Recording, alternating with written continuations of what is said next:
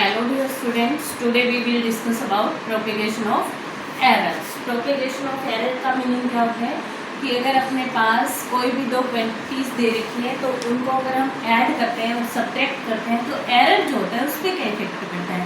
तो एरर जो होता है वो हमेशा ऐड ही होता है, चाहे हम किसी फिजिकल क्वांटिटी को दूसरी फिजिकल क्वांटिटी में सब्ट्रैक्ट करें या फिर उसको ऐड करें। Error always will be added.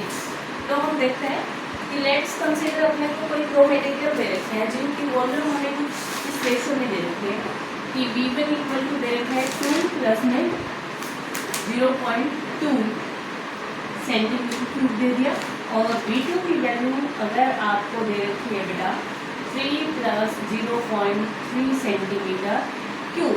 अब इन दोनों ऑब्जेक्ट्स को मिला के आपको थर्ड बनाना है, यानी V निकालना है। और V कैसे निकालना है, जो सम हो V1 प्लस V2 का।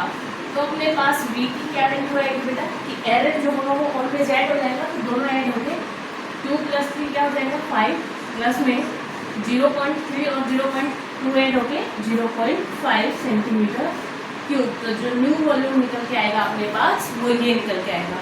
जब भी कोई भी दो फिजिकल क्वांटिटी होंगे उनको आप चाहे ऐड करना चाहे सब्ट्रैक्ट करना, error always will be added. Error हमेशा ऐड होगा, यानी आपको हमेशा रिजल्ट्स जो दिखाई देंगे वो एडिशन टाइप के रिजल्ट्स ही दिखाई देंगे।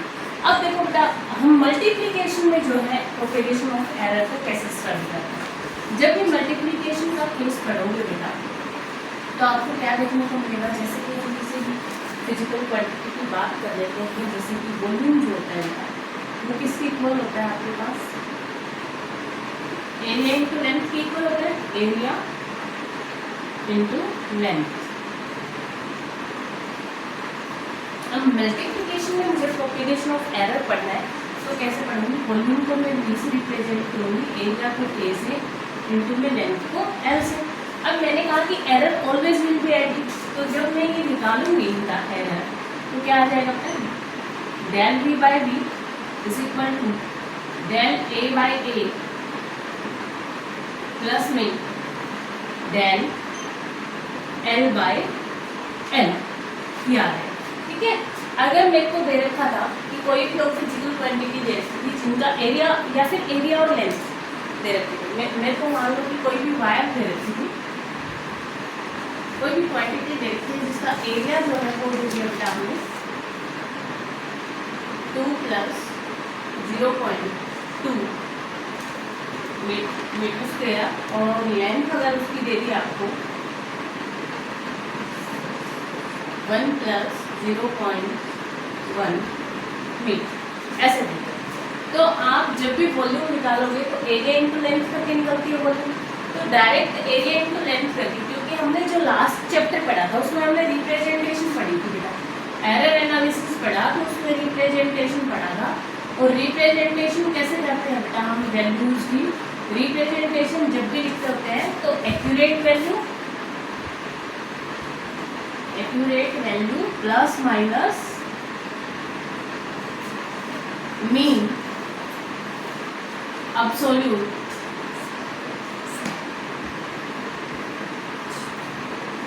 एरर। एक्यूरेट वैल्यू में मीन अब्सोल्यूट एरर को अगर हम ऐड करते हैं तो वो हमारी रिप्रेजेंटेशन बन जाती है, यानी इसको हम रिप्रेजेंट करते हैं एक्स बार से प्लस में डेल एक्स बार, ऐसे लिखते होते हैं। तो बेटा मैं वॉल्यूम निकालूंगी तो मेरे पास वॉल्यूम कैसे आएगा, volume is equal to V bar plus minus del V bar, ऐसे करके तो मिलेगा।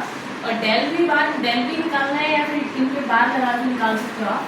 तो डेल V निकालोगे तो बेटा यहाँ से आप ये वाले फॉर्मूले की हेल्प लेके निकालोगे, यानी यहाँ से आपको डेल V जो मिलेगा वो आ जाएगा del A by A plus del L by L और मल्टीप्लाइड बाई V, ये आपके पास डेल V की वैल्यू निकल जाएगी। एग्जाम्पल ले लेते हैं इसका हम, जैसे कि ये ले रखा है हमने, तो यहाँ से बेटा V बार तो जो निकल गया 2 इंटू 1 करके, ये वाली वैल्यू तो 2 आ गई, प्लस माइनस डेल V बार की जगह क्या पुट करें, अब हम ये वाला फॉर्मूला यूज करेंगे, वही तो पुट करेंगे ना। अब इस वाले फॉर्मूले की हेल्प से अगर मैं डेल V बार कैलकुलेट करना चाहूँगा तो del V bar by V is equal to, अब डेल वी बार, बाय में वी की वैल्यू बेटा हमने निकाली है, वी बार की जो है वो 2 आ गई मेरे पास 2, और ये क्या आ जाएगा यहाँ से del A bar by A, del A bar की वैल्यू क्या रहेगी, क्या है आपके पास ए बार प्लस डेल ए बार, यही होता है। तो यहाँ पे ये वाली वैल्यू पुट कर देते हैं, तो सबके बाद में वाले बार की फॉर्म में कर देंगे। अच्छा, और ये क्या हो जाएगा L bar plus del L bar. अब डेल ए बार की वैल्यू क्या है यहाँ से 0.2, बाय में ए बार की वैल्यू क्या है 2 प्लस डेल एल बार की वैल्यू क्या है 0.1, बाय में 1। तो यहाँ से ये 0.1 बनेगा, ये 0.1 रहेगा, यानी 0.2 आ रहा है। Del V bar equal by में 2 इज इक्वल टू 0.2, और ये उधर जाके मल्टीप्लाई होएगा, तो डेल वी बार की जो वैल्यू आएगी आपके पास वो बन जाएगी 0.4। तो आपके पास वॉल्यूम क्या आ जाएगा 2 प्लस माइनस 0.4, ये हमारे पास वी की जो है वैल्यू निकल आएगी अगर हम ये वाला एग्जाम्पल कंसीडर करते हैं। ठीक है, अब देखो बेटा अगर हमें ऐसे दे रखा हो कि पावर दे रखी हो, फिर कैसे करेंगे, तब प्रोपेगेशन ऑफ एरर कैसे होता है जब पावर की फॉर्म में दे रखी, यानी ये तो अभी हमने मल्टीप्लिकेशन की बात की है।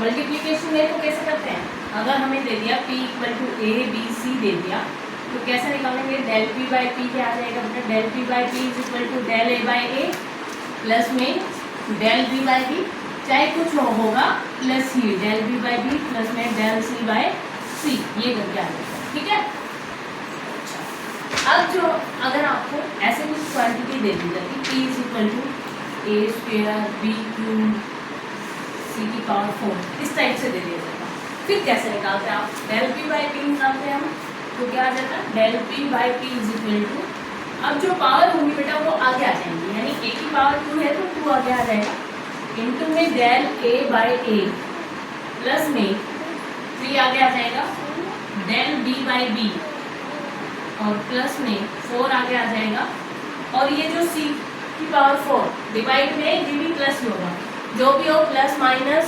मल्टीप्लिकेशन डिवीजन, लेकिन एरर में हमेशा प्लस ही होगा, तो 4 आगे आ जाएगा, और डेल सी बाई सी। जब पावर डायरेक्ट होंगी तो हम जो एरर एनालिसिस करेंगे यानी प्रोपेगेशन ऑफ एरर करेंगे वो इस टाइप से फाइंड आउट करेंगे। लेट्स टेक एन एग्जांपल, जो मैंने यहाँ लिख रखा है ऑलरेडी ताकि हमारा टाइम वेस्ट हो। इसको देखो क्या दे रखा है बेटा, a piece of any material A is given to us and its mass is 50 gram with error of 0.5 gram and its volume is 10 centimeter cube with error in limits of 1 centimeter cube. Find density. आपने density find out कर ली है। अब density कैसे find out करते हैं? Density is equal to क्या होता है, mass by volume by volume। अब जो density निकालेंगे उसको रिप्रेजेंट किस फॉर्म में करेंगे, जो आपका रो आएगा उसको हम लिखेंगे रो बार डेल रो बार या फिर रो प्लस डेल रो बार, ऐसे भी लिख सकते हो। ठीक है, तो ये वाला फाइंड आउट करने के लिए अब density equal to mass by volume होता है, तो डेंसिटी को रिप्रेजेंट करेंगे रो से is equal to m by v कर।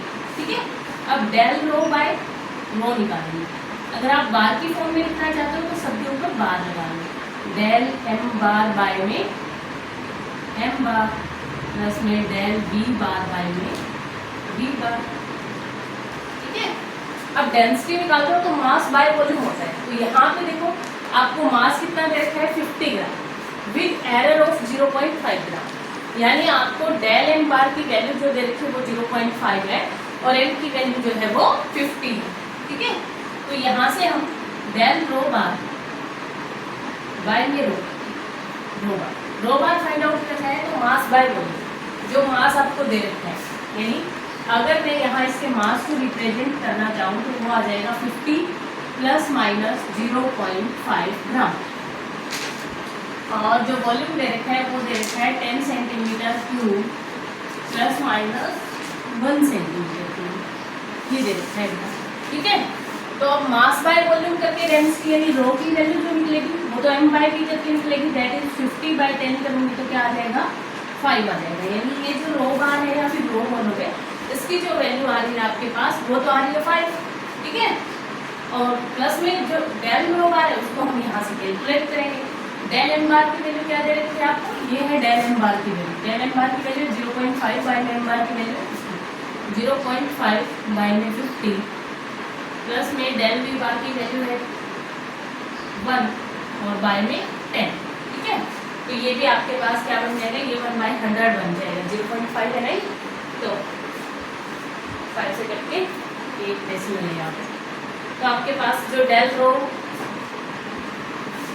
बार की वैल्यू आएगी वो आ जाएगी आपका 100 एलसीएम ले लोगे तो इधर आ जाएगा 10, 11 बाई